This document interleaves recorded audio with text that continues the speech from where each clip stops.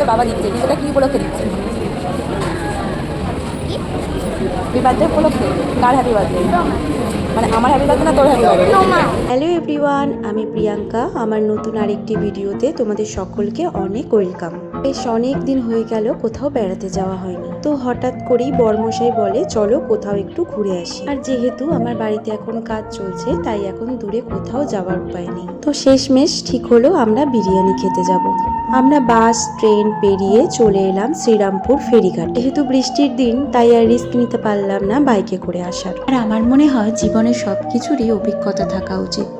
মাঝে মাঝে বাস ক্যাব এসব ছেড়ে পাবলিক ট্রান্সপোর্টের অভিজ্ঞতাও বাচ্চাদের করানো উচিত। সত্যি বলতে মেয়েকে ছোট থেকেই চেষ্টা করে আসছি একদম নর্মালভাবে মানুষ করবার। আর জানো তো, আমার মেয়ে লঞ্চে করে এপার থেকে ওপারে যাওয়ার এই জার্নিটায় সব থেকে বেশি আনন্দ পায়।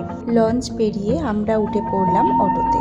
শেষের দিকটা ভীষণই কষ্ট হচ্ছিল, কারণ গরমটাও ছিল মারাত্মক। আর জানো তো, আমার না ব্যারাকপুরের এই জায়গাটা ভীষণ ভালো লাগে। বেশ নিরিবিলি আর পুরোটাই আর্মি ক্যাম্প।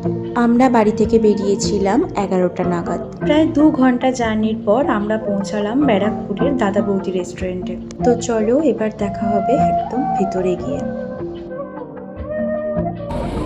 কিসের জন্য এক্সাইটেড? বিরিয়ানি এক্ষুনি চলে আসবে, চলে এলেই আমরা এবার খেয়ে নেব। অনেক দিনের অপেক্ষার আমাদের অবসান। আমরা কতদিন ধরে খাবো খাবো করছি বলো তো? 1 বছর 1 বছর কি কি উপলক্ষে এটা তুমি খাওয়াচ্ছ বলো বলো? না, তোর বাবা খাওয়াচ্ছে, এই পিঠটা তোর বাবা দিচ্ছে, কিন্তু এটা কি উপলক্ষে দিচ্ছে? হ্যাপি বার্থডে হ্যাপি বার্থডে উপলক্ষে? কার হ্যাপি বার্থডে? সত্যি কথা বল। আমার কবে হ্যাপি বার্থডে ভাই?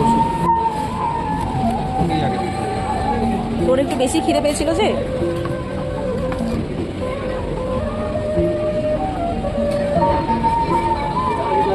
অনেক কষ্ট করে 1 বছর পর আমরা দাদা বৌদির বিরিয়ানি খেতে এসেছি। আমরা নিয়েছিলাম মাটন বিরিয়ানি, সাথে ছিল চিকেন চাপ, আর ছিল আমাদের 3 জনেরই ভীষণ প্রিয় ফিশ ফ্রাই। এখানকার বিরিয়ানির টেস্ট নিয়ে তো কোনো কথাই হবে না, যেটার টানে আমরা এত দূর থেকে বারবার ছুটে যাই। যাই হোক, শেষে একটা কথা বলি, এটা ছিল আমার জন্মদিনে আমার বরমশাইয়ের দেওয়া ট্রিট। এরপর আমরা খাওয়া দাওয়া শেষ করে আবার বাড়ির উদ্দেশ্যে রওনা দিলাম। যাওয়ার সময় ঠিক যতটাই এক্সাইটেড ছিলাম, ফেরার সময় ঠিক ততটাই ক্লান্ত। সত্যি বলতে হেভি খাওয়া দাওয়ার পর এত জার্নি আর ভালো লাগে না, কিন্তু কিছু করার নেই, গেছি যখন ফিরতে তো হবেই। তো চলো আজকের মতো এটুকুই, আবার দেখা হবে নতুন কোনো ভিডিওতে।